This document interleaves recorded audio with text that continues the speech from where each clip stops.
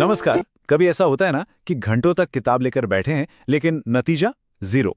आज हम इसी प्रॉब्लम का सल्यूशन निकालने वाले हैं। हमने एक ऐसा जबरदस्त ब्लूप्रिंट तैयार किया है जो सही में पढ़ने का पूरा तरीका ही बदल कर रख देगा। तो चलो एक सीधे से सवाल से शुरू करते हैं।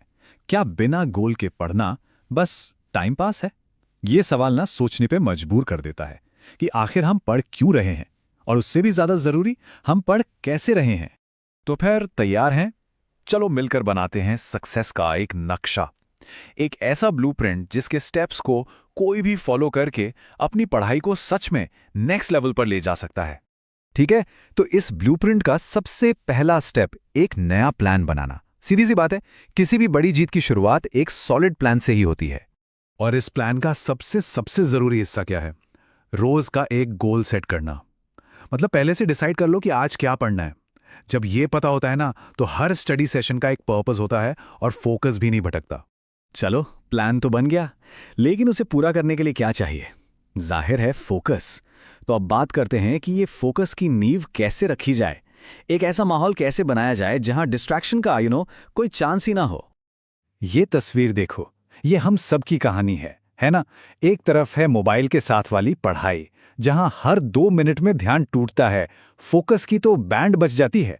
और दूसरी तरफ मोबाइल के बिना पढ़ाई, जहां डीप कंसंट्रेशन और रियल वर्क होता है। फर्क तो बिल्कुल साफ है। और ये लाइन तो एकदम परफेक्ट है। Notification is equal to concentration का दुश्मन। सच में वो एक छोटी सी टिंग की आवाज भी हमारे पूरे फ्लो को तोड़ के रख देती है। तो सीधी सी बात है, पढ़ते वक्त इस दुश्मन को दूर ही रखो। ओके, तो हमने गोल सेट कर लिया, फोकस का माहौल भी बना लिया। अब असली सवाल कि पढ़ना कैसे है। चलो अब कुछ स्मार्ट स्टडी टेक्निक्स पर नजर डालते हैं। हम सबको क्या लगता है कि घंटों तक नॉन स्टॉप पढ़ने से ही काम बनेगा, पर पता है रिसर्च कुछ और ही कहती है। सिर्फ 25 से 30 मिनट के छोटे लेकिन एकदम फोकस्ड सेशन कहीं ज्यादा पावरफुल होते हैं। याद रखना, क्वालिटी हमेशा क्वांटिटी से ज्यादा मैटर करती है। इसका तरीका बहुत सिंपल है। इसको पोमोडोरो टेक्निक भी कहते हैं। स्टेप 1, 25-30 मिनट फुल फोकस के साथ पढ़ो। स्टेप 2, एक छोटा सा ब्रेक लो। और स्टेप 3, बस इसी साइकिल को रिपीट करते जाओ।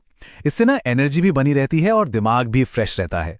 एक और बहुत जरूरी बात, सिर्फ किताब को घूरते रहना वो पैसिव लर्निंग है।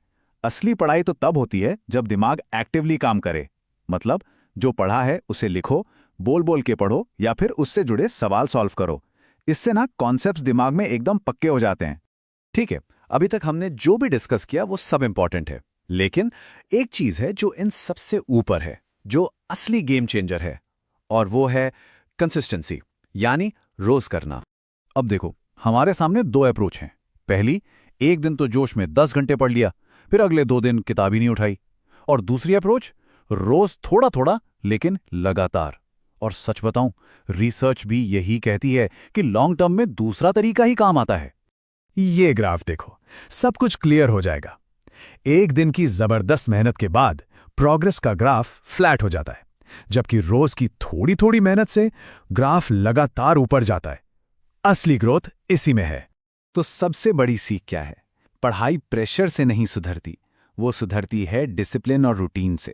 और ये सिर्फ एक बात नहीं है, ये एक माइंडसेट है जिसे अपनाना बहुत जरूरी है। तो चलो अब इन सारी चीजों को जोड़ते हैं और देखते हैं कि कैसे ये छोटे छोटे एफर्ट्स बड़े रिजल्ट्स में बदलते हैं। सबकी शुरुआत यहीं से होती है।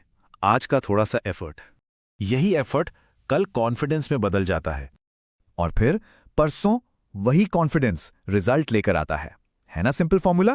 आज एफर्ट, कल कॉन्फिडेंस और परसों रिजल्ट। तो देखो, पूरा ब्लूप्रिंट अब सामने है। हर स्टेप बिल्कुल क्लियर है। अब सवाल सिर्फ एक ही